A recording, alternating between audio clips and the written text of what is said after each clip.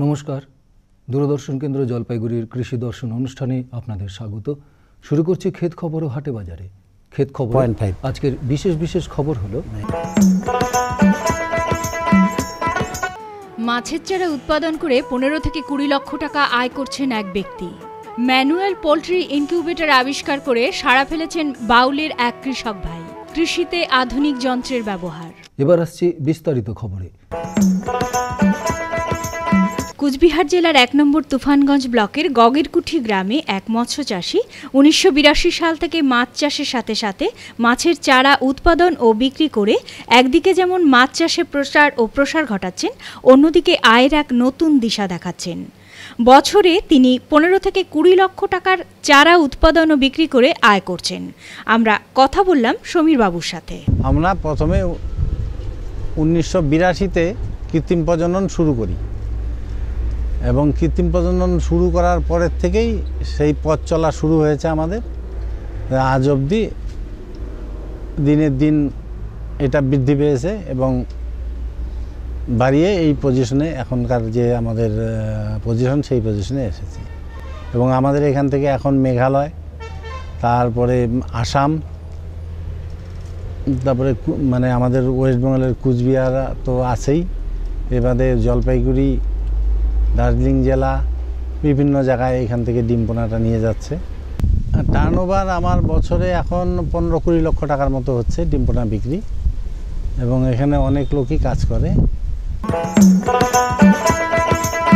দক্ষিণ দিনাজপুর জেলার বাউল গ্রামের এক কৃষক ভাই পুলক সরকার মুরগি পালনের লক্ষ্যে নিজে ম্যানুয়াল পোল্ট্রি ইনকিউবেটর আবিষ্কার করেছেন।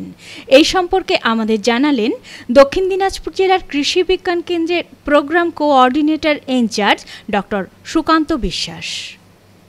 এটি একটি ম্যানুয়াল উডেন পোল্ট্রি ইনকিউবেটর। দক্ষিণ দিনাজপুর জেলার বালুরঘাট ব্লকের বাউল গ্রামের একজন প্রাণী পালক তথা মুরগি পালক শ্রী পুলক সরকার এই ম্যানুয়াল উডেন পোল্ট্রি ইনকিউবেটরটি উদ্ভাবন করেছেন। দক্ষিণ দিনাজপুর জেলা কৃষি প্রধান, প্রাণী পালন প্রধান জেলা। এখানকার অধিকাংশ মানুষই এর জীবন জীবিকা কৃষি ও প্রাণী পালনের উপর নির্ভরশীল।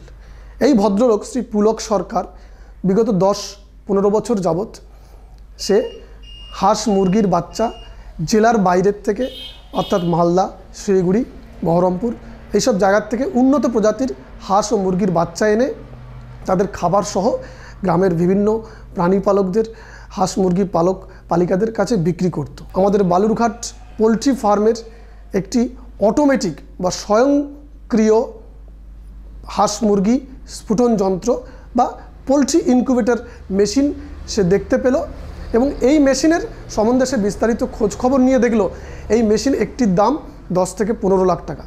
এমতো অবস্থায় তার প্রয়োজনের তাগিদে সে এমন নিজের বাড়ির কাঠ, বাঁশ, তার ইলেকট্রিসিটির বিভিন্ন সরঞ্জাম দিয়ে এই মেশিনটির উদ্ভাবন করলো, যেটা হস্তচালিত পোলট্রি ইনকিউবেটর যন্ত্র নামে পরিচিত হলো। এই মেশিনটি উদ্ভাবন করার পরে সে তার লভ্যাংশের পরিমাণ বেড়ে যেতে লাগলো।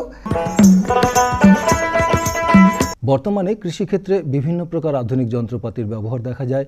আজ দেখে নেব এমনই একটি যন্ত্র। এটি হচ্ছে সয়েল পিএইচ মিটার। এই যন্ত্রের সাহায্যে ইনস্ট্যান্টলি মাটির যে পিএইচ অর্থাৎ অম্লত্ব ও ক্ষারত্বের মাত্রা তৎক্ষণাৎ জানা যায়। এই যন্ত্র মধ্যে একটি ময়েশ্চার মিটারও রয়েছে। আমরা পাশাপাশি মাটিতে কত পরিমাণ ময়েশ্চার রয়েছে সেটাও কিন্তু আমরা জানতে পারবো। যন্ত্রটি ঠিক এরকম, এবং এখানে আছে ভেতরে স্কেলিং করা কাঁচের মধ্যে, এবং সেই স্কেলের মধ্যে এখানে 5 থেকে 8 পর্যন্ত স্কেলিং রয়েছে পিএইচ মাত্রার জন্য, এবং ময়েশ্চারের জন্যও কিন্তু সেখানে 5 থেকে 8 পর্যন্ত স্কেল করা আছে।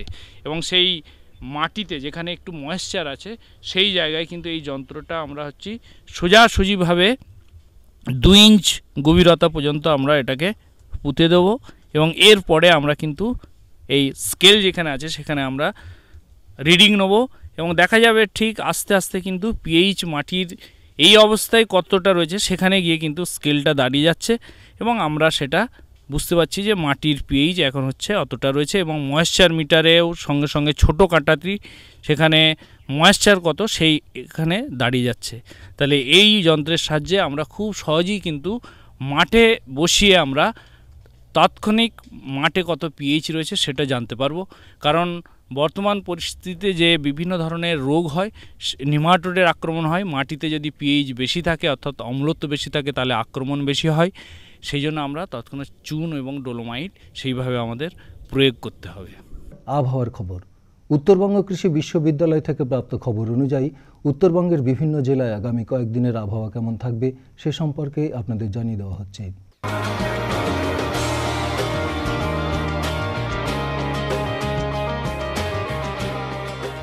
কোচবিহার জেলা আগামী 3 দিন মেঘলা আকাশ, মাঝারি বৃষ্টিপাতের সম্ভাবনা। সর্বোচ্চ তাপমাত্রা 34 থেকে 37 ডিগ্রি সেন্টিগ্রেড, সর্বনিম্ন তাপমাত্রা 22 থেকে 25 ডিগ্রি সেন্টিগ্রেড, সর্বোচ্চ আপেক্ষিক আর্দ্রতা 84 থেকে 92%, সর্বনিম্ন আপেক্ষিক আর্দ্রতা 58 থেকে 64%, বাতাসের বেগ ঘন্টায় 2 থেকে 8 কিলোমিটার। জলপাইগুড়ি জেলা আগামী 3 দিন মেঘলা আকাশ, মাঝারি বৃষ্টিপাতের সম্ভাবনা।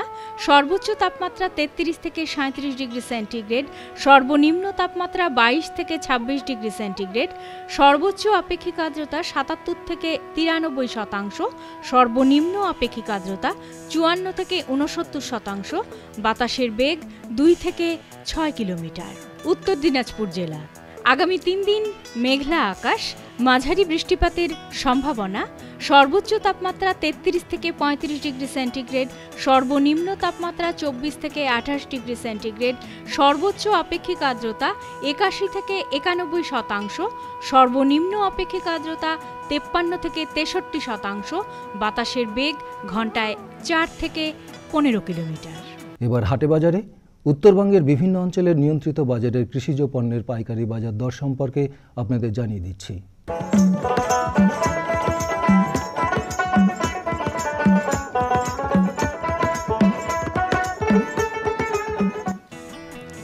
আলিপুরদুয়ার জেলার নিয়ন্ত্রিত বাজারের বাজার দর।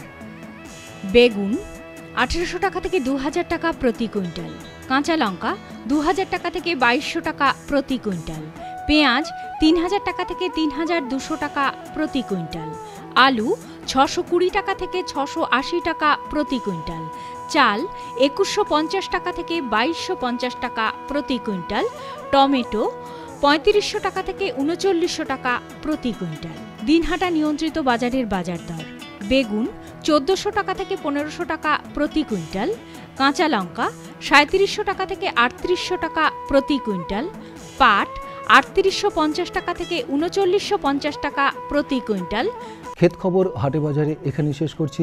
দেখতে থাকুন কৃষি দর্শন অনুষ্ঠান। নমস্কার।